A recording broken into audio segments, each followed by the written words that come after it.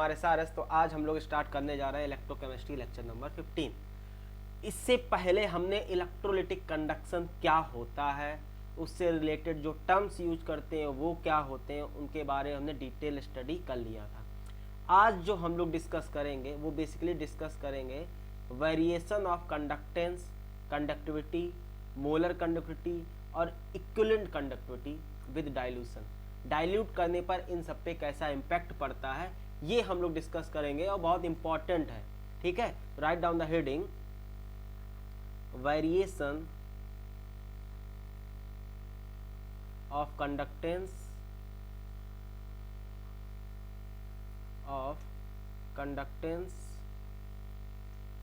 Conductivity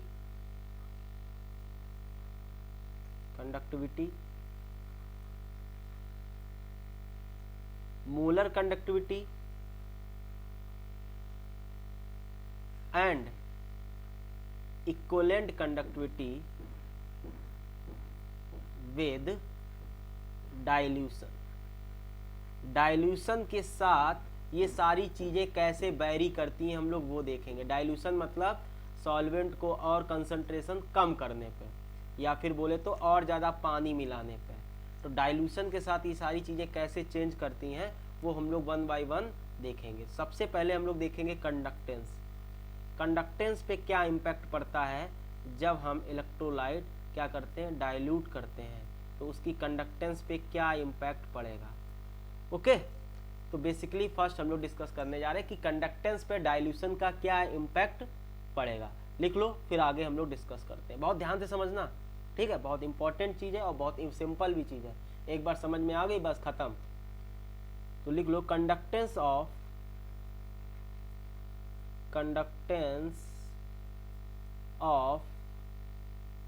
each solution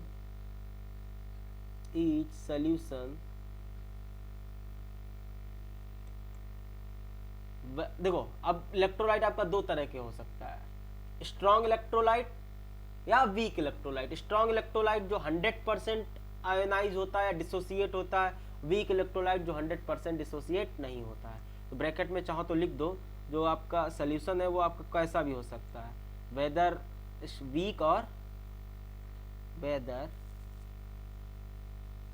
week और strong.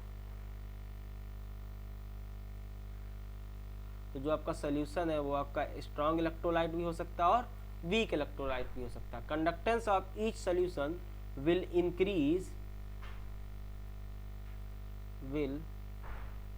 increase with dilution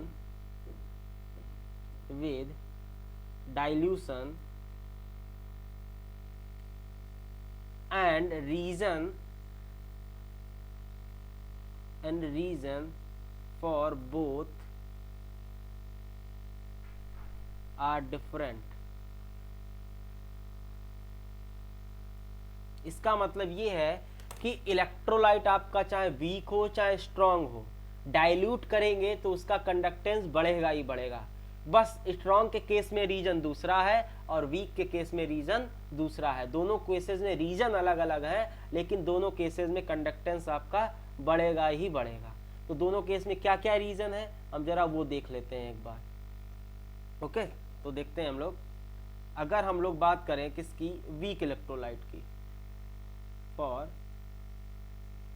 weak electrolyte में dilution पे conductance किस तरह बढ़ती है, ठीक है, सॉरी, वीक इलेक्ट्रोलाइट में किस तरह बढ़ती है और स्ट्रॉन्ग इलेक्ट्रोलाइट में किस तरह बढ़ती है। रीजन बेसिकली क्या है वो हम लोग देखते हैं। तो वीक इलेक्ट्रोलाइट के केस में क्या होगा, वीक इलेक्ट्रोलाइट के केस में जैसे ही हम डाइल्यूट करेंगे, ऑन डाइल्यूशन होगा क्या, ऑन डाइल्यूशन आपका क्या बढ़ेगा, आपका वॉल्यूम बढ़ जाएगा कि नहीं। डाइल्यूट करने पे वॉल्यूम बढ़ता है और वॉल्यूम बढ़ेगा तो उसका क्या होगा, उसका कंसंट्रेशन, उसकी कंसंट्रेशन पे क्या फर्क पड़ेगा।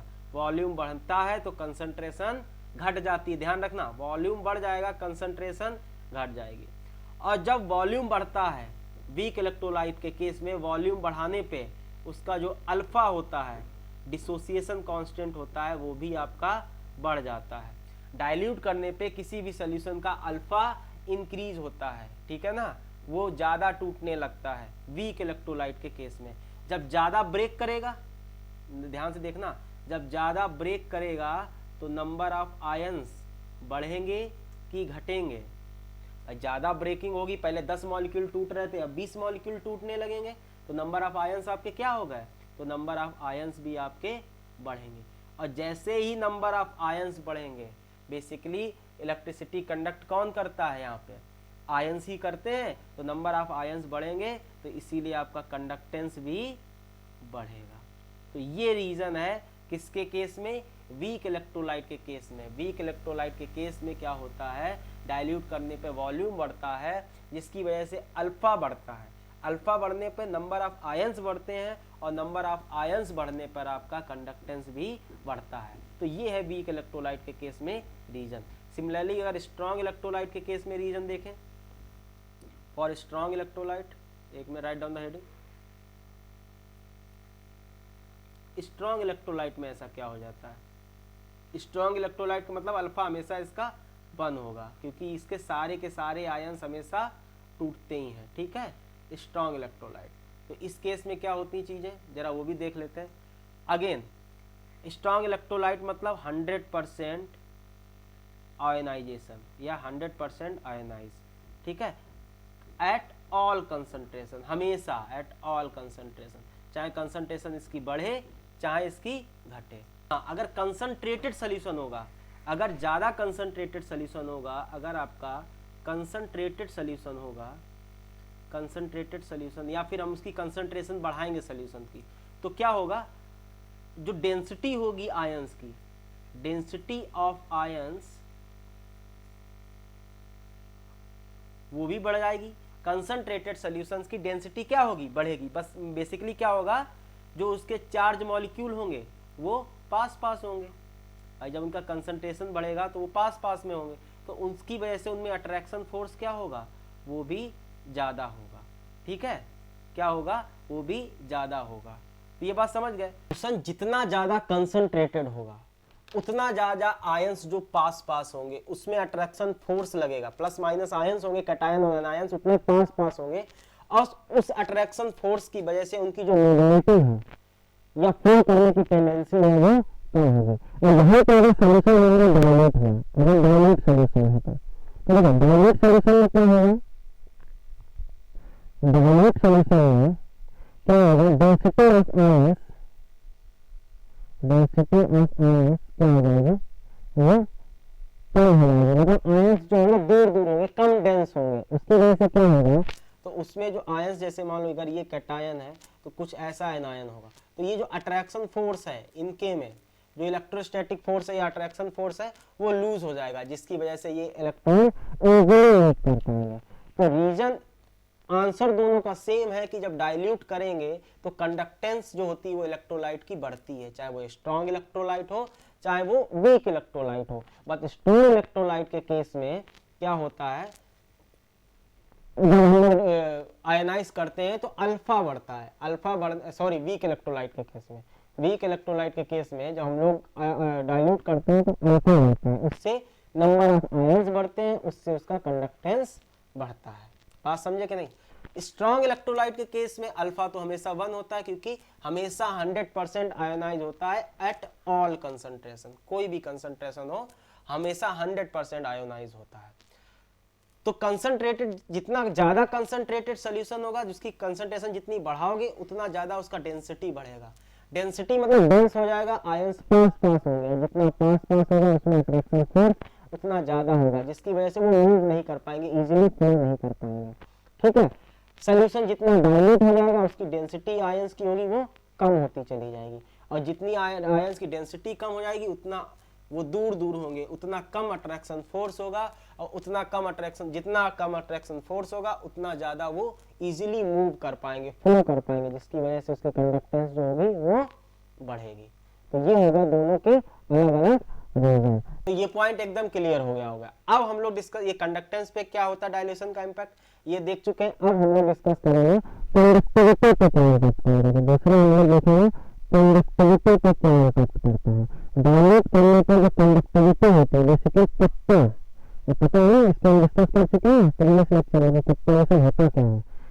क्या इम्पैक्ट पड़ेगा जब हमें डायलेट करेंगे। तो देखिए दूसरे पहले से बात करते हैं। Since conductivity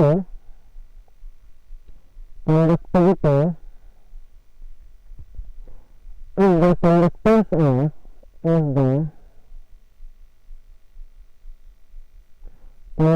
of conductance of all the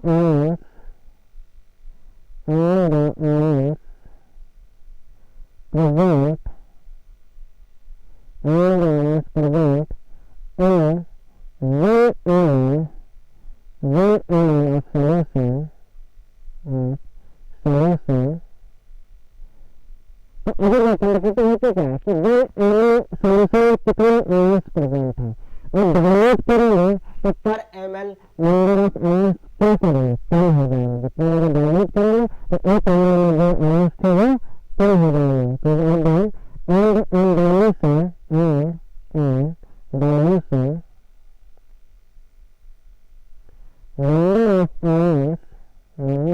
ions per annum decreases। तो एक एनएल में कितने आयंस हैं वही आपकी कंडक्टिविटी मतलब कंडक्टिविटी क्या होती है। एक एनएल में कितने कंडक्टेंस हैं तो एक एनएल में आयंस आपके कम हो जाएंगे तो उसकी कंडक्टिविटी भी कम हो जाएगी। तो इसीलिए डायल्यूशन से कंडक्टिविटी क्या होती है डिक्रीज होती है। तो ये लिख सकते हैं डायल्यूशन कितना होता है क्या होता है डिक्रीज होता है। ठीक है तो ये हो गया कंडक्टिविटी पे क्या इम्पैक्ट पड़ेगा। ठीक है अब देख लेते हैं हम लोग थर्ड कंडक्टिविटी आपकी डिक्रीज होती है डायल्यूशन से और कंडक्टेंस आपका इंक्रीज होता है डायल्यूशन से। थर्ड जो आपका पॉइंट है यहाँ पर देखेंगे मोलर कंडक्टिविटी और इक्विवेलेंट कंडक्टिविटी इनसे क्या इम्पैक्ट पड़ता है। अब ध्यान रखना ठीक है बहुत आसान से इसको याद रखने वाला कॉन्सेप्ट है। तो मोलर कंडक्टिविटी जो आपका होता है वो क्या होता है ये होता है आपका 1000 इनटू अपॉन मोलरिटी ये होता है मोलर कंडक्टिविटी। फिर इक्विवेलेंट कंडक्टिविटी क्या होता है मोलरिटी होता है। तो पहले मोलर कंडक्टिविटी देखते हैं इक्विवेलेंट कंडक्टिविटी अपने आप पता चलेगा। जो मोलर कंडक्टिविटी का रिलेशन होगा वही आपको इक्विवेलेंट कंडक्टिविटी का रिलेशन होगा। ठीक है अब देखो होगा क्या और डायल्यूशन जब डायल्यूट करते हैं तो वॉल्यूम आपका सर बढ़ेगा। अगर वॉल्यूम रहेगा तो मोलरिटी आपकी घटेगी। डायल्यूशन करने पर आपकी कंडक्टिविटी क्या होती है कितना आपकी क्या होती है तो कितना आपकी क्या होती है कितना भी आपकी डिक्रीज करती है। ठीक है तो बेसिकली जब डायल्यूट करते हैं तो कितना आपका घटता है डायल्यूट करने के वॉल्यूम घटते हैं मोलरिटी घटती है और कितना भी घटता है। मतलब वो भी घट रहा है कितना भी घट रहा है और मोलरिटी भी घट रही है। मतलब डिनोमिनेटर भी कम हो रहा है और न्यूमरेटर भी कम हो रहा है। जरा से ध्यान से देखना तो मीन्स यहाँ पे कितना अगर घटेगा तो मोलर कंडक्टिविटी का कितना इम्पैक्ट पड़ेगा मोलर कंडक्टिविटी भी घटेगा। कितना घटेगा तो मोलर कंडक्टिविटी घटेगा ये देखना ध्यान से। ठीक है और न्यूमरेटर अगर घटेगा तो मोलर कंडक्टिविटी क्या करेगा तो मोलर कंडक्टिविटी आपका बढ़ेगा। तो एक साथ दोनों काम कर रहे हैं आपके तो दोनों मतलब बढ़ने घटने एक साथ हो रहे हैं। तो अब हम ये देखना पड़ेगा डोमिनेंट कौन है कितना ज़्यादा डोमिनेंट कर रहा है क्योंकि मोलरिटी ज़्यादा डोमिनेट कर रही है। तो ये बात ध्यान रखना यहाँ पे हम डायरेक्टली नहीं कर सकते हैं कि इक्विवेलेंट कंडक्टिविटी या मोलर कंडक्टिविटी पे क्या इम्पैक्ट पड़ेगा क्योंकि यहाँ पे डाइल्यूट करने पे कप्पा भी चेंज हो रहा है और मोलरिटी भी चेंज हो रही है और दोनों आपके घट रहे हैं। ठीक है तो कंडक्टिविटी के वजह से भी मोलरिटी आपका चेंज होगा मोलर कंडक्टिविटी आपका चेंज होगा और मोलरिटी की वजह से भी आपका मोलर कंडक्टिविटी चेंज होगा। तो बेसिकली अगर दोनों घटेंगे तो एक की वजह से मोलर कंडक्टिविटी घटेगा और एक की वजह से मोलर कंडक्टिविटी बढ़ेगा। तो देखो अब ध्यान से देखो तो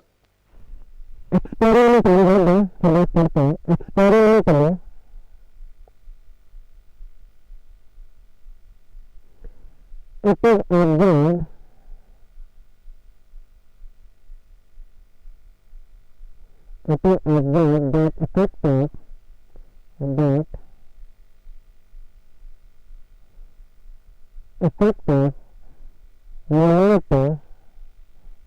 of molarity is more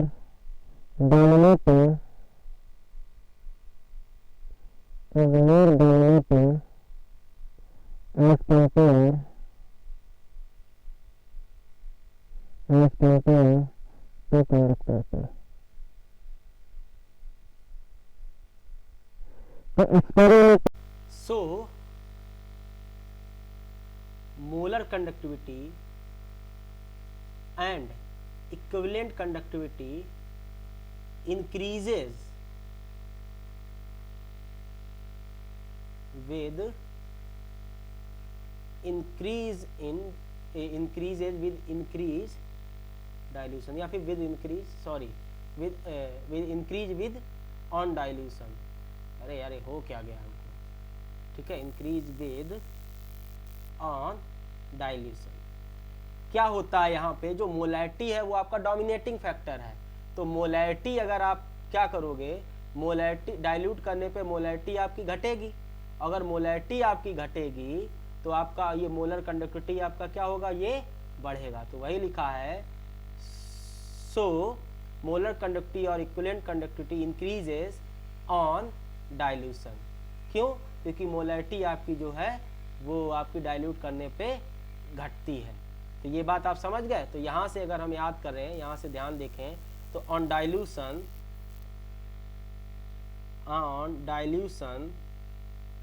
ठीक है, conductance increases. This is C मतलब कंडक्टेंस नॉट कंसंट्रेशन.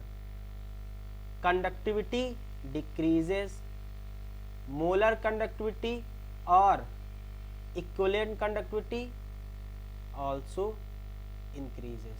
तो ये बात आपको ध्यान रखनी है, बहुत पूछा जाता है 1 मार्क्स में बोर्ड में, ठीक है, और कभी कभी कंपटीशन में भी डायरेक्ट पूछ देता है, ठीक है ना, कि क्या होगा डाइल्यूट करेंगे, कंडक्टेंस पे क्या इफेक्ट पड़ेगा, ठीक है, कप्पा पे कंडक्टिविटी पे क्या इफेक्ट पड़ेगा, मोलर कंडक्टिविटी या इक्विवेलेंट कंडक्टिविटी पे क्या इम्पैक्ट पड़ेगा. अब जरा हम लोग इनके ग्राफ देख लेते हैं, ठीक है, इंपॉर्टेंट है ग्राफ, आपके एनसीईआरटी में बना भी है. ओके, तो ये ग्राफ हम लोग देखेंगे, बेसिकली 2 केस में डिवाइड करेंगे. पहले हम लोग स्ट्रॉन्ग इलेक्ट्रोलाइट का ग्राफ देखेंगे डाइल्यूशन के केस में. तो case one is your variation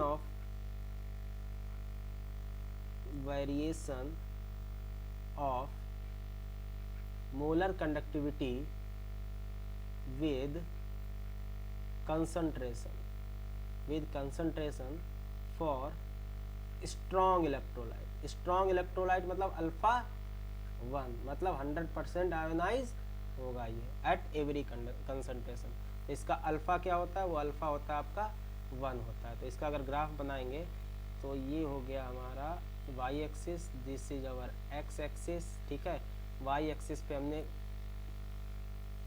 root concentration ले लिया, ठीक है ना, एंड x एक्सिस पे, y एक्सिस पे हमने ले लिया मोलर कंडक्टिविटी.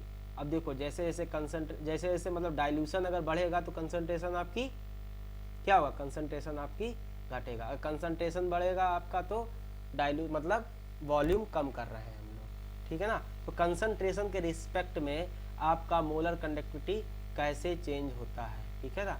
तो ये एक स्ट्रेट लाइन आता है. कैसा लाइन आता है, स्ट्रेट लाइन आता है. स्ट्रॉन्ग इलेक्ट्रोलाइट के केस में कुछ इस तरह से, कुछ इस तरह आता है आपका, ठीक है ना. 1 मिनट. ओके, कुछ इस तरह से ये स्ट्रेट लाइन है. आपको जिगजैग थोड़ी सी दिख रही होगी क्योंकि हम हाथ से बना रहे हैं, ठीक है. और ये कहीं इस पॉइंट को कट करता हुआ जाता है.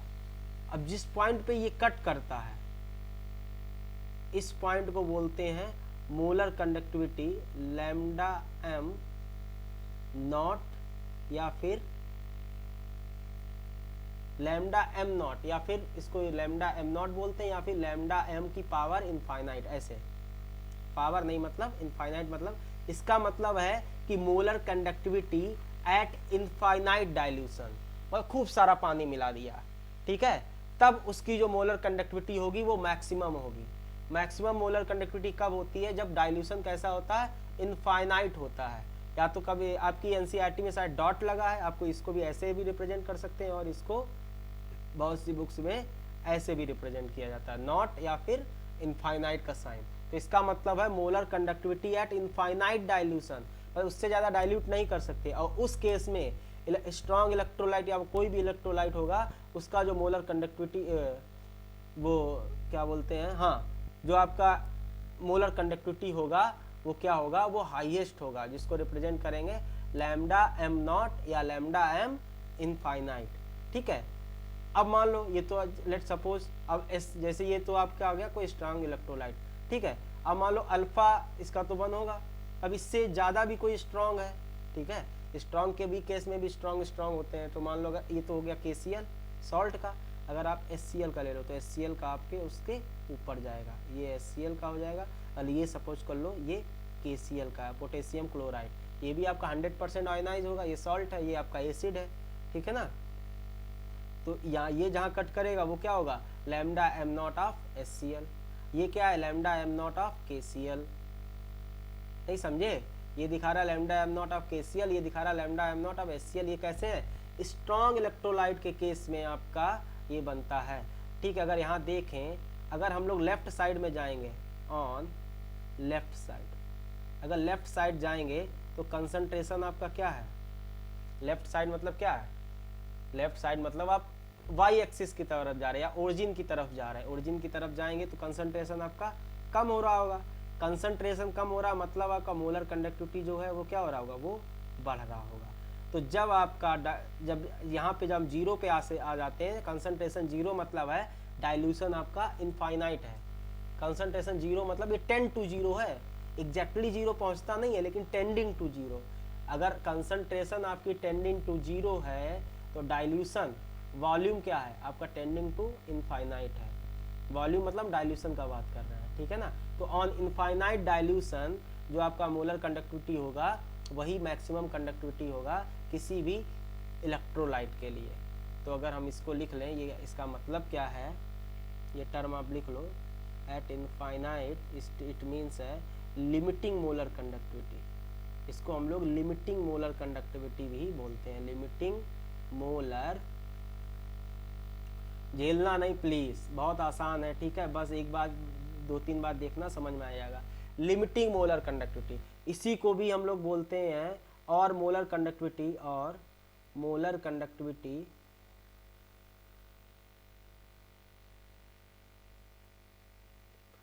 Eight infinite dilution. Infinite dilution मतलब बहुत ज़्यादा डाइल्यूट कर दिया आपने आयनिक इक्विलिब्रियम भी पढ़ा होगा। तो वीक इलेक्ट्रोलाइट जब खूब सारा डाइल्यूट कर देते हैं तो वो स्ट्रॉन्ग इलेक्ट्रोलाइट की तरह एक्ट करने लगते हैं। ठीक है ना, तो इनफाइनाइट डाइल्यूशन मीन्स और लिमिटिंग मोलर कंडक्टिविटी मीन्स यही मैक्सिमम है, यही लिमिट है उसकी। इससे ज़्यादा किसी भी इलेक्ट्रोलाइट की मोलर कंडक्टिविटी नहीं बढ़ाई जा सकती है। अभी समझ में आया?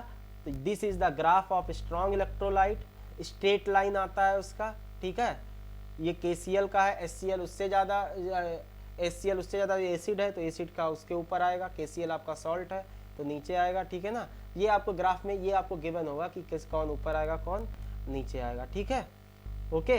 तो अब ये हो गया आपका मोलर कंडक्टिविटी का graph with respect to change in concentration of strong electrolyte. अब हम लोग देखेंगे वीक इलेक्ट्रोलाइट का कैसे वेरी करता है। आपको बहुत ध्यान से समझ लेना प्लीज, समझ में ना आए तो दोबारा देखना, समझ में आ जाएगा। बिल्कुल बहुत सिंपल चीजें हैं। इनफाइनाइट डाइल्यूशन मतलब वॉल्यूम हम लोग बढ़ा रहे हैं, वॉल्यूम हमने इनफाइनाइट कर दिया। वॉल्यूम अगर इनफाइनाइट कर लोगे तो कंसंट्रेशन उसका इन्वर्सली प्रोपोर्शनल है ना, तो कंसंट्रेशन आपकी जीरो की तरफ टेंड करेगी। एग्जैक्टली पॉसिबल नहीं है जीरो कंसंट्रेशन, ठीक है, लेकिन टेंडिंग टू जीरो मतलब ना के बराबर। ठीक है ना, वीक वाला देखने से पहले हम लोग क्या कर लेते हैं, इक्वेशन देख लेते हैं इसी की, स्ट्रॉन्ग इलेक्ट्रोलाइट की। एक्चुअली इस ग्राफ की जो इक्वेशन है या इस ग्राफ को जो दिया था वो दिया था डिबाय हैक्वल ने। तो उस इक्वेशन को बोलते हैं हम लोग डिबाय हैक्वल ऑनसेगर इक्वेशन। ठीक है, डिबाय हैक्वल HUCKLE हैक्वल ऑनसेगर इक्वेशन। आपको ये इक्वेशन याद रखनी है बस, इसका कोई डेरिवेशन नहीं है आपके सिलेबस में, ना कोई न्यूमेरिकल है आपके सिलेबस में, ठीक है। ये जो इक्वेशन है ये हमेशा वैलिड रहती है, always valid for strong electrolyte, weak के लिए वैलिड नहीं है। किसके लिए वैलिड है ये? स्ट्रॉन्ग इलेक्ट्रोलाइट के लिए वैलिड है। ये क्या है?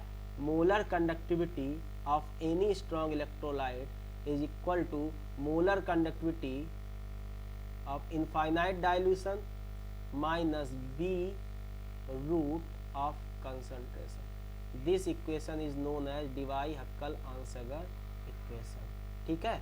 इसी का आपने ग्राफ बनाया था जो कि क्या था, y इक्वल टू बी आपका ये हो गया स्लोप mx, रूट सी आपका x एक्सिस पे, एंड इंटरसेप्ट हो गया आपका मोलर कंडक्टिविटी या फिर लिमिटिंग मोलर कंडक्टिविटी c, ठीक है। तो यहाँ पे आप सारे टर्म का मतलब पता है। यहाँ पे आपका जो लैम्डा m है वो मोलर कंडक्टिविटी है किसी भी कंसंट्रेशन पे। तो ये है मोलर कंडक्टिविटी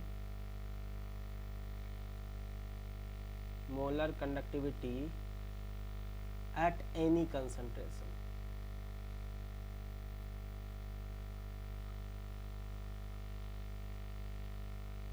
ठीक है।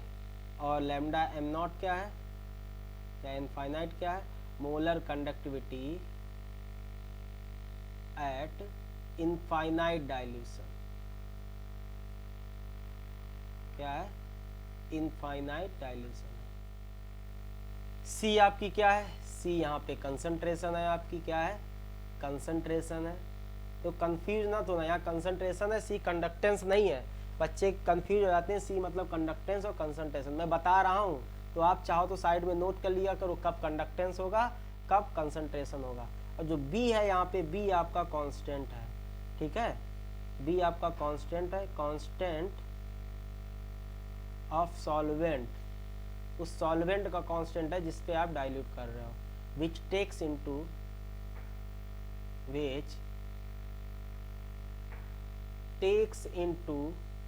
Account of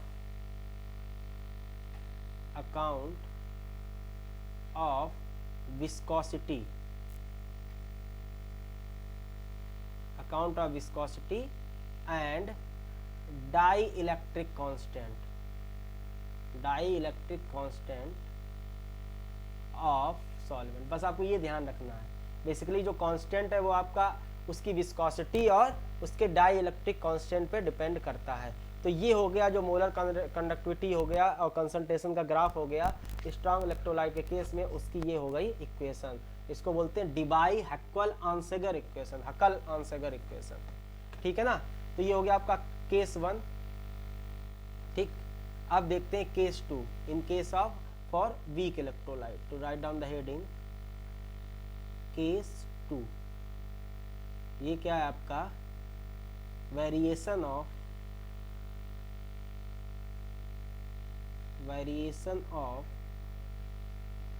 molar conductivity with concentration for weak electrolyte. अगर इलेक्ट्रोलाइट वीक होगा तो उसका ग्राफ कैसे आएगा, ठीक है। बिल्कुल कंडीशन सेम रखेंगे हम लोग। तो यहाँ पे हमें पता है वीक इलेक्ट्रोलाइट का अल्फा 1 नहीं होता, अल्फा नॉट इक्वल टू 1। और क्या होता है आपका? अल्फा इज ऑलवेज क्या होता है? Inversely proportional to 1/√c, always inversely proportional to 1/√c।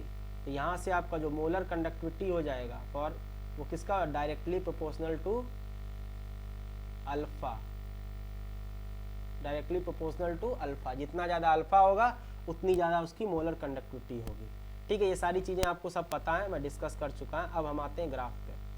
Graph वही आपका, ठीक है। वाई एक्सिस पे आपका रहेगा क्या? मोलर कंडक्टिविटी, और एक्स एक्सिस पे रहेगा आपका कंसंट्रेशन का रूट कंसंट्रेशन। तो जब वीक इलेक्ट्रोलाइट के लिए हम लोग ग्राफ बनाते हैं तो कुछ इस तरह से आता है, कुछ इस तरह से, ठीक है ना। तो यहाँ दिखा रहा है कि कंसंट्रेशन जब आपकी कंसंट्रेशन जब आपकी क्या हो जाती है, इनफाइनाइटली टेंड कर रही है, तो मोलर कंडक्टिविटी आपकी किधर टेंड कर रही है, जीरो की तरफ टेंड कर रही है, यहाँ से देख लो, ठीक है ना।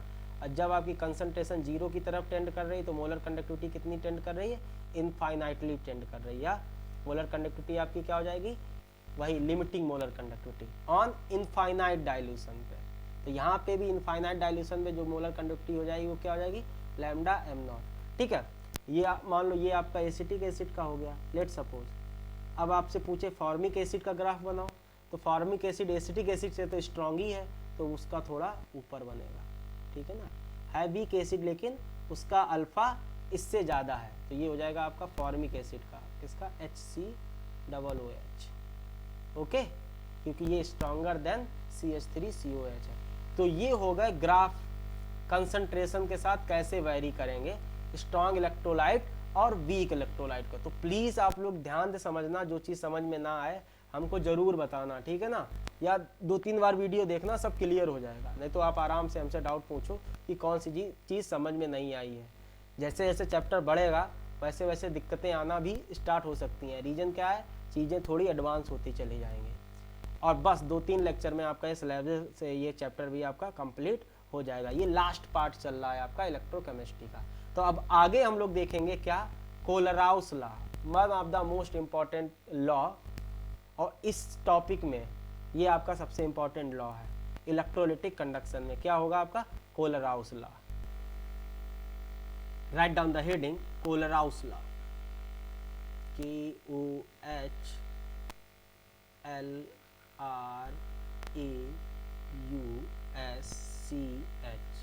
कोलराउस लॉ, ठीक है।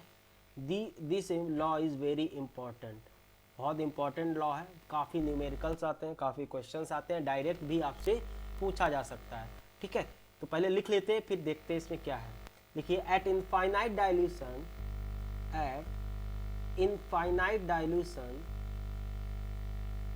at infinite dilution, each and every electrolyte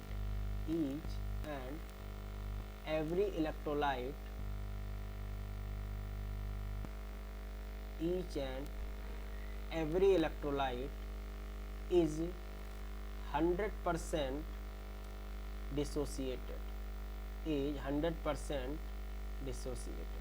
means ये बता रहे हैं कि जब किसी भी इलेक्ट्रोलाइट का, चाहे वो स्ट्रांग हो चाहे वो वीक हो, वो हमेशा 100% डिसोसिएट हो जाता है, dissociated, okay. Please confirm the spelling, okay. And ions are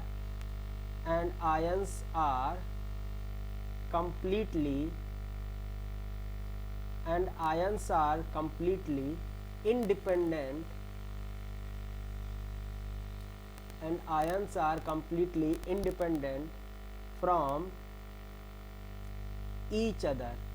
और जो आयंस होते हैं एक दूसरे पर फिर डिपेंड नहीं करते, मतलब उनका एक दूसरे से कोई लेना देना नहीं होता है, मतलब जो एक दूसरे के बीच में कोई भी अट्रैक्शन फोर्स नहीं होता है। कब, जब हम उसका आयन, जब उस सॉल्वेंट का डाइल्यूशन जो होता है वो इनफाइनाइट होता है। कैसा होता है, इनफाइनाइट होता है। इनफाइनाइट डाइल्यूशन में वो हमेशा 100% डिसोसिएट होंगे और उनके बीच में कोई भी रिलेशन नहीं होगा। वो अपने आयन से कटायन और एनायन में जो कोई वो डिपेंडेंसी होगी वो बिल्कुल जीरो होगी, ठीक है ना, from each other.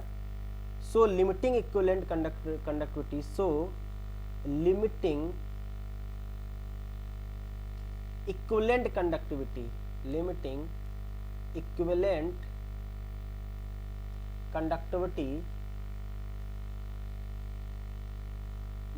equivalent conductivity of any electrolyte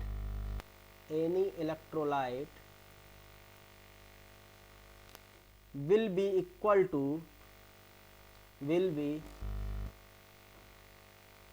equal to summation of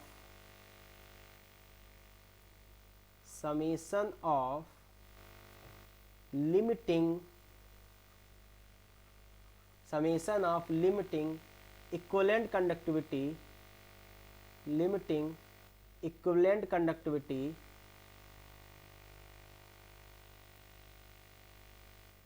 limiting equivalent conductivity of cation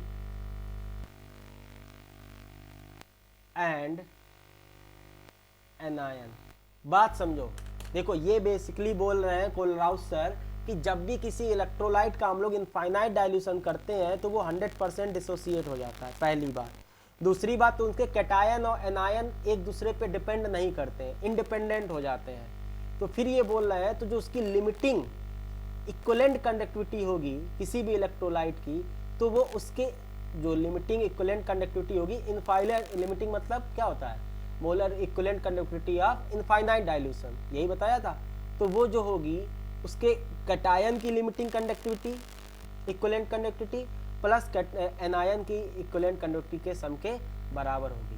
जरा ध्यान से समझना, देखो ध्यान से अगर समझो तो बेसिकली ये बता रहे हैं, क्या बता रहे हैं, ये बोल रहे हैं सर कि molar conductivity equivalent conductivity of infinite dilution या फिर limiting conductivity of any electrolyte, that is electrolyte, ध्यान समझना यही लॉ है, electrolyte is always equal to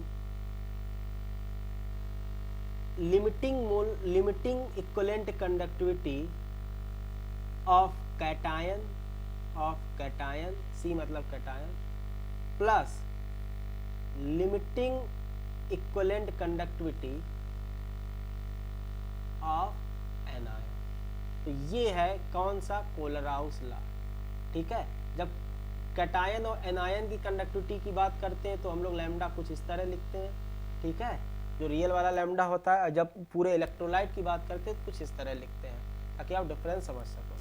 तो ये क्या है आपका, अगर ये बात करें, ये बेसिकली रिप्रेजेंट कर रहा है limiting equivalent conductivity of cation, limiting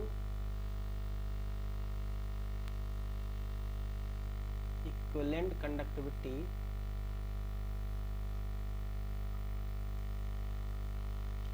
of cation, ये क्या है, lambda equivalent of cation eight infinite dilution and lambda equivalent eight infinite dilution of anion क्या हो जाएगा, लिमिटिंग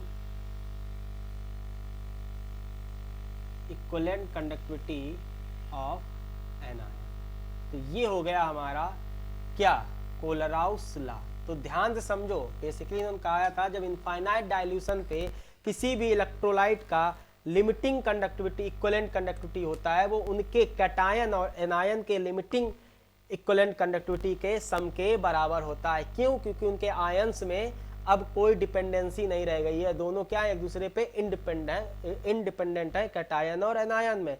तो जो जो आपकी इक्विवेलेंट कंडक्टिविटी होगी वो आपके कैटायन की इक्विवेलेंट कंडक्टिविटी के वजह से भी होगी और एनायन की भी लिमिटिंग इक्विवेलेंट कंडक्टिविटी की वजह से होगी। तो इसीलिए अगर ओवरऑल इलेक्ट्रोलाइट की हमें इक्विवेलेंट कंडक्टिविटी निकालनी है एट इनफाइनाइट डाइल्यूशन पे, तो कैटायन की जो इनफाइनाइट डाइल्यूशन पे इक्विवेलेंट कंडक्टिविटी होगी और जो एनायन पे इनफाइनाइट डाइल्यूशन पे जो इक्विवेलेंट कंडक्टिविटी होगी दोनों के सम के बराबर होगी। यही है आपका कोलराउस लॉ, ध्यान से समझना, यही आपका कोलराउस लॉ है। एग्जाम में आ जाए तो आपको यही लिखना है। अब इसमें वेरिएशंस देख लेते हैं। वेरिएशन इंपॉर्टेंट है, बहुत दिमाग गड़ा गड़ा के देखना, जो जो अभी तक पढ़ाया वो पूरा क्लियर होना चाहिए, तब आपको समझ में आएगा आगे के वेरिएशंस। ठीक है, थोड़े से टेंशन वाले हैं लेकिन अगर आपने पढ़ा होगा तो पक्का आपको सब समझ में आएगा, हम कोशिश भी करेंगे। ठीक है, तो जरा देखो यहाँ पे देखो हमारे पास क्या है, हमारे पास कैटायन और एनायन की अगर एन फैक्टर की बात करें, कैटायन और एनायन इनके अगर एन फैक्टर की बात करें, कैटायन और एनायन के एन फैक्टर की बात करें तो क्या होता है, ये बेसिकली होता है चार्ज ऑन द आयन। जो कैटायन और एनायन पे क्या होता है, चार्ज होता है ऑन द आयन। बात समझे। तो अगर हमें पता है मोलर कंडक्टिविटी और इक्विवेलेंट कंडक्टिविटी में रिलेशन क्या होता है, जो आपका मोलर कंडक्टिविटी होता है वो आपका एन फैक्टर इनटू क्या होता है, इक्विवेलेंट कंडक्टिविटी। ये रिलेशन हमने लास्ट लेक्चर में डराइव किया था कि मोलर कंडक्टिविटी और इक्विवेलेंट कंडक्टिविटी में रिलेशन क्या होता है, और एन फैक्टर क्या होता है, जो कैटायन और एनायन पे चार्ज होता है वही उसका n फैक्टर होता है। ठीक है, तो ये सारी चीजें क्लियर हो गई। अगर हम यहाँ बात करें, जरा ध्यान से देखना बेटा, है ना, बहुत ध्यान से देखना, आराम आराम, और परेशान बिल्कुल मत होना। अगर हम लिमिटिंग मोलर कंडक्टिविटी, मतलब इन molar conductivity at infinite dilution पे किसकी देखें, कैटायन की, जरा देखो ऊपर वाले से रिलेशन से जरा मैच कराना, तो क्या हो जाएगा, n factor of cation, n plus मतलब n factor of cation, plus मतलब cation, into equivalent conductivity at infinite dilution of cation. ऊपर वाले रिलेशन से आ सकता है, हम कह सकते कि नहीं, अगर हम लोग कैटायन की मोलर कंडक्टिविटी और इक्विवेलेंट कंडक्टिविटी में रिलेशन देखें एट इनफाइनाइट डाइल्यूशन में, या फिर उसकी लिमिटिंग मोलर कंडक्टिविटी और लिमिटिंग इक्विवेलेंट कंडक्टिविटी में रिलेशन देखें, तो हम लोग ये कर सकते हैं कि नहीं। जरा ध्यान से देखो, एक मिनट, परेशान ना होना बिल्कुल भी।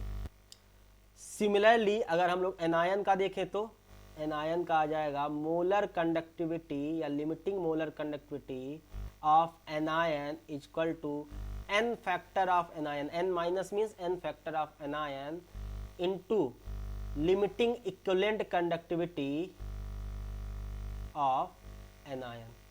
तो ये बात क्लियर हो गई सबको, पक्का, ध्यान से देख लो। ये तो जो n फैक्टर हो गया आपका, किसका हो गया, ये n फैक्टर बेसिकली हो गया कैटायन और एनायन का। अगर हम n फैक्टर किसी पूरे कंप्लीट आयन पे देखें, ठीक है, कंप्लीट कंपाउंड पे देखें, तो n फैक्टर बेसिकली, अगर आपने थोड़ा बहुत तो पढ़ा ही होगा ना, तो अगर n फैक्टर अगर देखें, n फैक्टर क्या होता है, टोटल पॉजिटिव चार्ज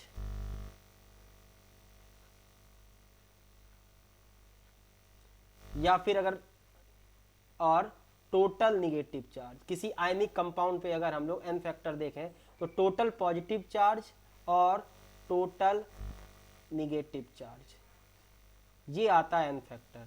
तो अगर यहां से देखें तो n फैक्टर हमारा क्या आ जाएगा, number of cations multiply by charge on one cation. तो इस तरह हम लोग क्या निकाल लेंगे, टोटल n फैक्टर निकाल लेंगे। जरा आप देखो इस रिलेशन से, अब आपको हमें यहाँ पता है, यहाँ से इक्विवेलेंट कंडक्टिविटी पता है, अगर हम लोग यही रिलेशन मोलर कंडक्टिविटी पे अप्लाई करेंगे तो क्या होगा, जरा ध्यान से देखना, ये रिलेशन इंपॉर्टेंट है। Molar conductivity of infinite dilution of any electrolyte is equal to क्या होगा, molar conductivity of cation plus मतलब कैटायन, या ऐसे ऐसे लिखो इसको, देखो molar conductivity at infinite dilution of cation plus molar conductivity at infinite dilution of anion. अब एक चीज और इसमें चेंज हो जाएगी, वो हो जाएगा नंबर ऑफ आयंस। बेसिकली यहाँ पे जो कंडक्टिविटी है वो आयंस पे डिपेंड करती है, तो यहाँ पे हम लोग क्या डाल देंगे, नंबर ऑफ आयंस और डाल देंगे। तो नंबर ऑफ आयंस, कितने कैटायन होंगे नंबर और कितने एनायन होंगे, तो अगर हम रिप्रेजेंट एक क्या करेंगे, मल्टीप्लाई कर देंगे नंबर ऑफ कैटायन से, इसको बोलते हैं म्यू प्लस और म्यू माइनस। बेसिकली यहाँ पे जो म्यू प्लस और म्यू माइनस क्या है, number of cations. Mu plus आपका क्या है, नंबर ऑफ कैटायंस कितने हैं, म्यू प्लस आपका है बेसिकली नंबर ऑफ कैटायन, और म्यू माइनस है आपका नंबर ऑफ एनायंस। तो देखो क्यों हमने ये किया है, क्योंकि आपकी देखो आयंस क्या हो गए, जितने ज्यादा कैटायन होंगे, अब मान लो आपका Na2SO4 है, तो 2Na कैटायन के 2 मॉलिक्यूल हो गए, कैटायन 2 होंगे, और सल्फेट क्या होगा, 1 होगा। तो ये नंबर ऑफ कैटायंस और नंबर ऑफ एनायंस पे भी तो मोलर कंडक्टिविटी डिपेंड करेगी। तो यहाँ से अगर हम मोलर कंडक्टिविटी या लिमिटिंग मोलर कंडक्टिविटी निकालेंगे तो म्यू प्लस, ये म्यू प्लस क्या है, नंबर ऑफ कैटायंस है, म्यू माइनस क्या है, नंबर ऑफ एनायंस है। प्लीज ध्यान से ये सब ध्यान कर लेना। देखो मेन कोलराउस लॉ आपका इतना ही है, अगर बोर्ड लेवल में देखें तो सिर्फ यहाँ तक आपको पढ़ना है, ठीक है। लेकिन ये सारी चीज़ें सब रिलेट करती हैं क्योंकि इससे क्वेश्चंस आते हैं। अभी क्वेश्चंस कराएंगे तो ये आपको कोलराउस लॉ और ज़्यादा अच्छे से समझ में आएगा, ठीक है। अगर हम देखो यहाँ से अगर एक और है, यहाँ से अगर हम लोग n फैक्टर निकालें, अगर किसी का n फैक्टर निकालना हो किसी कंपाउंड का, ठीक है, किसी आयनिक कंपाउंड का अगर टोटल n फैक्टर निकालना हो तो यहाँ से क्या निकलेंगे, यहाँ से अगर n फैक्टर हम लोग अगर यहाँ से देखें, ज़रा ध्यान से देखना, n फैक्टर आपका अगर निकालेंगे overall number of cation plus charge on one cation, या फिर number of anion multiply by charge on one anion, तो this is also n factor. हमें पता है ये लोग कुछ लोग झेल रहे होंगे, झेलो मत, ध्यान से समझो, ठीक है। यहाँ पे आपका क्या है, n प्लस जो है, n प्लस बेसिकली रिप्रेजेंट कर रहा है क्या, charge on cation, charge on cation, और चार्ज ऑन कैटायन, एक कैटायन पे जो चार्ज होता है वही कैटायन का n फैक्टर होता है। देखो यहाँ पे हमने लिखा था n प्लस, तो यहाँ पे क्या लिखा था, ये क्या है, हमने बताया था कैटायन का n फैक्टर, और कैटायन का n फैक्टर क्या होता है, जो उस पर चार्ज होता है। तो n प्लस या n माइनस आप लिख सकते हैं चार्ज ऑन कैटायन या फिर charge on anion n minus है। ओवरऑल n फैक्टर क्या निकालेंगे, तो ओवरऑल n फैक्टर हो जाएगा कि टोटल नंबर ऑफ कैटायन कितने हैं और एक कैटायन पे कितना चार्ज है, तो यही हो जाएगा आपका n फैक्टर। n फैक्टर होता क्या है, टोटल पॉजिटिव चार्ज या फिर टोटल नेगेटिव चार्ज। तो एक कैटायन पे आपका मान लो +1 का चार्ज है, टोटल कैटायन 6 है, तो कितना आ गया n फैक्टर, +6 आ गया, ठीक है ना। सिमिलरली एनायन के लिए नंबर ऑफ एनायन क्या है, म्यू माइनस या फिर n माइनस, तो n माइनस आप क्या क्या है यहाँ पे, number of charge on anion, एक एनायन पे कितना चार्ज है, ठीक है ना। हम लोग एक रिलेशन और देख सकते हैं इक्विवेलेंट कंडक्टिविटी और molar conductivity of infinite dilution में। देखो यहाँ से हम लोग ये भी लिख सकते हैं, अभी बताऊंगा कैसे। Limiting equivalent conductivity of electrolyte, ध्यान से देखना, क्या लिख सकते हैं, 1/n plus, n plus means charge on cation या फिर n factor of a cation into limiting molar conductivity of cation plus 1/n minus number of anions या चार्ज ऑन एनायन या फिर n factor of anion n minus into molar conductivity या limiting molar conductivity of anion. ये formula कैसे आया जरा देखो ध्यान से, अभी सब मैं आपको समझाने का कोशिश करूंगा किससे, क्वेश्चन से, ठीक है। तो कैसे क्या होगा, अभी आपको पता है मोलर कंडक्टिविटी और इक्विवेलेंट कंडक्टिविटी में क्या रिलेशन होता है, मोलर कंडक्टिविटी इक्वल टू होता है n factor into equivalent conductivity, ठीक है ना। तो इक्विवेलेंट कंडक्टिविटी क्या हो जाएगा, molar conductivity upon n factor, तो वही तो है। इक्विवेलेंट कंडक्टिविटी की जगह हम लोग क्या लिख रहे हैं, मोलर कंडक्टिविटी, तो अपॉन में क्या आ जाएगा, n फैक्टर आ जाएगा कि नहीं। तो इस तरह हम लोग equivalent conductivity of an electrolyte can be calculated by molar conductivity of cation and anion। अगर हम लोग उसको मोलर कंडक्टिविटी ऑफ कैटायन और एनायन को उसके n फैक्टर से या उसके चार्ज से डिवाइड कर देंगे तो ये एक इलेक्ट्रोलाइट की इक्विवेलेंट कंडक्टिविटी आ जाएगी। तो ये फार्मूला और आपका ये फार्मूला और मेन आपका फार्मूला ये तीनों एक दूसरे से रिलेट करते हैं, ठीक है। तो आपको मेन हमारा ये फार्मूला है जो आपसे पूछा जा सकता है, ये जो आपको लॉ में लिखना पड़ेगा, ठीक है। इसी फार्मूला से बाकी नीचे दोनों फार्मूले डराइव हुए हैं, ठीक है। हम पूरी कोशिश कर रहे हैं, अब कुछ क्वेश्चन करके सारा कुछ समझाने का कोशिश करेंगे। आप लोग भी ये लेक्चर ध्यान से देखना, फिर हम लोग और सारे क्वेश्चंस कराएंगे, ठीक है ना। तो देखो समझने का कोशिश करते हैं। जैसे आपके पास NaCl है, इलेक्ट्रोलाइट आपका NaCl है, तो NaCl का क्या खासियत होता है, NaCl का अगर n फैक्टर देखें, अगर देखो नंबर ऑफ कैटायंस क्या देंगे, नंबर ऑफ कैटायंस और नंबर ऑफ एनायंस दोनों क्या है, बराबर है, दोनों क्या है, Na प्लस है और Cl माइनस है, तो कैटायन भी आपका 1 है और एनायन भी 1 है। और चार्ज कैटायन पे चार्ज बेसिकली n प्लस और एनायन पे चार्ज बेसिकली N माइनस, वो भी क्या है 1 है। क्यों? क्योंकि जब ये डिसोसिएट होता है तो किस में जाता है, Na प्लस में और Cl माइनस में। ठीक है, तो ये बात क्लियर हो गई। अब जरा हम लोग इस पे फॉर्मूला लगाते हैं मोलर कंडक्टिविटी का या लिमिटिंग मोलर कंडक्टिविटी का। तो लिमिटिंग मोलर कंडक्टिविटी जरा इसकी निकालो, कैसे निकालोगे, लिमिटिंग मोलर कंडक्टिविटी ऑफ किसकी, NaCl, क्या हो जाएगा अकॉर्डिंग टू कोलराउस लॉ। अब देखो लिमिटिंग मोलर कंडक्टिविटी निकालेंगे, क्या होती है, into n factor of equivalent molar conductivity, limiting equivalent conductivity. तो यहाँ पे n फैक्टर क्या है आपका 1 हो जाएगा। तो ये यहाँ पे इस केस में आपका क्या हो जाएगा, limiting equivalent conductivity of NaCl बराबर हो जाएगी। और ये किसके बराबर होगी, limiting equivalent conductivity of Na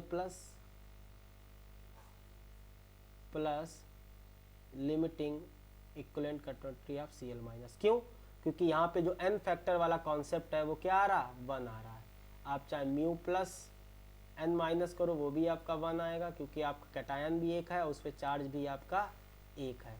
तो इस तरह आप जब NaCl का कैलकुलेट करोगे मोलर कंडक्टिविटी या इक्विवेलेंट कंडक्टिविटी, वो कुछ इस तरह आएगा। आपको समझ में आया या नहीं? अभी समझ में आ गया होगा। सिमिलरली आप मान लो दूसरा अगर एग्जांपल लें, आप चेंज करें, MgSO4 ले लो, मैग्नीशियम सल्फेट। ठीक है, MgSO4 में क्या है, ये टूटेगा Mg2 प्लस में, SO4 2 माइनस में। अब देखो जरा यहाँ पे जो आपका n होगा, n फैक्टर क्या होगा, बात करें वो 2 आएगा। कैसे? अगर यहाँ पे म्यू प्लस की बात करें, म्यू प्लस कितना होगा, नंबर ऑफ कैटायंस कितने हैं 1 है। और म्यू माइनस कितना होगा, म्यू माइनस भी आपका क्या है, नंबर ऑफ एनायंस, वो भी क्या है 1 है। क्योंकि यहाँ पे एक कैटायन और एक एनायन है और दोनों पे चार्ज कितना है, कैटायन पे चार्ज और एनायन पे चार्ज दोनों पे कितना है, वो है बेसिकली 2। ठीक है, कितना है 2। तो यहाँ पे अगर हम लोग मोलर कंडक्टिविटी लगाएं तो मोलर कंडक्टिविटी अगर निकालेंगे किसकी, MgSO4 की, limiting molar conductivity, limiting molar conductivity अगर निकालेंगे किसकी, मैग्नीशियम सल्फेट की, MgSO4 क्या होगी, नंबर ऑफ कैटायंस। तो नंबर ऑफ कैटायंस कितना है 1 into limiting molar conductivity of किसकी, कैटायन की, बोले तो Mg2 प्लस की, plus 1 into limiting molar conductivity of anion किसकी, SO4 2 माइनस की। यही ना होता था मोलर कंडक्टिविटी में relation, limiting molar conductivity of cation into number of cations, ये limiting molar conductivity of anion into number of anions. तो ये हो गया लिमिटिंग मोलर कंडक्टिविटी। अब इसी से अगर आपको निकालनी पड़ जाए क्या, इक्विवेलेंट मोलर कंडक्टिविटी, तो इक्विवेलेंट मोलर कंडक्टिविटी क्या होती है, according to relation equivalent molar conductivity हो जाएगा, equivalent molar conductivity at infinite dilution of किसका, MgSO4 क्या हो जाएगा 1/n plus basically number of charge on cation. तो क्या हो जाएगा, molar conductivity at infinite dilution of Mg2 plus upon number of charge on cation कितना है 2। ठीक है, similarly molar conductivity at infinite dilution of sulphate SO4 2 minus upon charge on anion कितना है 2। तो ध्यान रखना इस तरह हम लोग, देखो ये आपका MgSO4 का है, यहाँ से हम लोग, हमें क्या दिया गया है, हमें दिया गया है मोलर कंडक्टिविटी ऑफ कैटायन और मोलर कंडक्टिविटी ऑफ एनायन। तो अगर मोलर कंडक्टिविटी ऑफ इलेक्ट्रोलाइट या MgSO4 कैलकुलेट करेंगे तो इस तरह करेंगे, ठीक है, number of cation, number of anion और चार्ज ऑन कैटायन, चार्ज और एनायन कैसे यूज हो रहा है, ध्यान रखना, ठीक है, प्लीज ध्यान से। सिमिलरली मान लो आपका, अब इसका एन फैक्टर तो 2 हो जाएगा, मान लो अब थोड़ा और चेंज करते हैं, ठीक है, हमने अगला जो आयनिक कंपाउंड ले लिया वो ले लिया calcium phosphate, that is CA3PO4 का होल ट्वाइस। अब इस केस में जब भी चार्ज या फिर जब भी सॉल्ट के एन फैक्टर अलग अलग हो, मतलब कैटायन और एनायन के अलग अलग एन फैक्टर हो, तो दोनों को मल्टीप्लाई करा लो, या दोनों पे अलग अलग चार्ज हो तो दोनों चार्ज को मल्टीप्लाई करा लो, वही उसका एन फैक्टर होगा। तो कैल्शियम पे आपका +2 होता है, ठीक है, कैल्शियम पे आपका कितना होता है, +2 होता है, और सल्फेट पे फॉस्फेट पे आपका 3 होता है, तो 3 2 क्या हो जाएगा 6। तो यहाँ पे जो एन फैक्टर हो जाएगा वो क्या हो जाएगा, एन फैक्टर हो जाएगा 6। वो बेसिकली कैसे आया होगा, 3 × 2 करके, बात समझना। अब यहाँ पे कैल्शियम फॉस्फेट क्या होगा, Ca2+, तो कितने कैल्शियम है 2, और यहाँ पे एक कैल्शियम फॉस्फेट में 2 Ca2+ है, और फॉस्फेट कैल्शियम 3 कैल्शियम Ca2+ है, और फॉस्फेट कितने 2 फॉस्फेट है 3-, ठीक है ना। तो यहाँ पे अगर कैटायन देखें, कैटायन कितना है 3, एनायन कितना है 2, चार्ज ऑन कैटायन कितना है 2, चार्ज ऑन एनायन कितना है 3। ध्यान से देखना, ठीक है, एक एक चीज प्लीज ध्यान से देखना। अब हमें इसकी मोलर कंडक्टिविटी निकालनी है। मोलर कंडक्टिविटी किसकी, या फिर लिमिटिंग मोलर कंडक्टिविटी किसकी, कैल्शियम फॉस्फेट की, ठीक है ना, Ca3PO4 का होल ट्वाइस। क्या आ जाएगा 3 number of cation into molar conductivity of, limiting molar conductivity of cation, cation यहाँ कौन है Ca2+, कौन है Ca2+, plus number of anions कितने हैं 2, limiting molar conductivity of anion, anion कौन है PO4 3-। तो इस तरह हम लोग इसकी लिमिटिंग मोलर कंडक्टिविटी निकाल लेंगे, अगर मोलर कंडक्टिविटी हमें कैटायन और एनायन की पता है। अगर मोलर कंडक्टिविटी हमें कैटायन आयन की पता है और इक्विवेलेंट कंडक्टिविटी पूछी जाए तो क्या करेंगे, चार्ज से डिवाइड कर देंगे, या एन फैक्टर ऑफ कैटायन या एन फैक्टर ऑफ एनायन से डिवाइड कर देंगे। चार्ज ऑन कैटायन या फिर एन फैक्टर ऑफ कैटायन, दोनों सेम चीज है, ठीक है। तो अगर हमसे पूछा जाए equivalent conductivity, limiting equivalent conductivity of salt that is Ca3PO4 का होल ट्वाइस, ये क्या हो जाएगा 1/चार्ज, charge on cation that is 2 molar conductivity, limiting molar conductivity of Ca2+ plus 1/3 basically charge, ठीक है, limiting molar conductivity of anion that is PO4 2-। तो ये इस तरह हम लोग ये फॉर्मूला अप्लाई करते हैं। अभी हमें लगता है बहुत कुछ क्लियर हो गया होगा, नहीं क्लियर होगा आप दोबारा देखना, ठीक है। और फिर हम लोग कुछ क्वेश्चन भी और क्वेश्चन करेंगे, और अगले लेक्चर में बेसिकली हम ये चैप्टर खत्म करेंगे, वहां हम लोग डिस्कस करेंगे एप्लीकेशन ऑफ पोलराउस लॉ, इसके एप्लीकेशंस क्या क्या हैं, कैसे इनके न्यूमेरिकल्स आते हैं, वो सब डिस्कस करके ये लेक्चर हम लोग कोशिश करेंगे कि खत्म हो जाए, नहीं तो नेक्स्ट टू नेक्स्ट लेक्चर में ये आपका चैप्टर खत्म हो जाएगा। हमने पूरा सब कुछ पढ़ाया, एक एक चीज पढ़ाई, जो भी चीजें आपको टॉपिक क्लियर नहीं हुए वो आप हमसे आराम से पूछ सकते हैं बिना किसी दिक्कत के। अदरवाइज आप 2-3 बार पढ़ेंगे ना तो आपको खुद समझ में आ जाएगा, कोई टेंशन नहीं है, आप पूरा सीट लगाओ, NCERT लगाओ, सब बनेगा बिना किसी दिक्कत के साथ। ओके क्लास, तो आज का लेक्चर यहीं खत्म करते हैं। Thank you class.